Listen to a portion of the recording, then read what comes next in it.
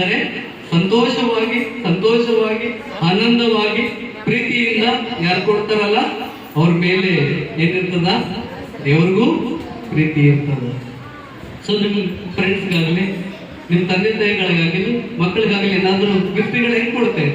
ಬೈಕೊಂಡು ಕೊಡ್ತೀರಾ, happy birthday ಅಂತೇಳಿ ಅಲ್ಲ, ಬಹಳ ಖುಷಿಯಾಗಿ ಇನ್ಸಲ ಗಿಫ್ಟ್ ತಂದಿನ ಅಂತೇಳಿ ಸಂತೋಷವಾಗಿ ಎದುರು ನೋಡ್ತಾ ಇರ್ತೀರಿ.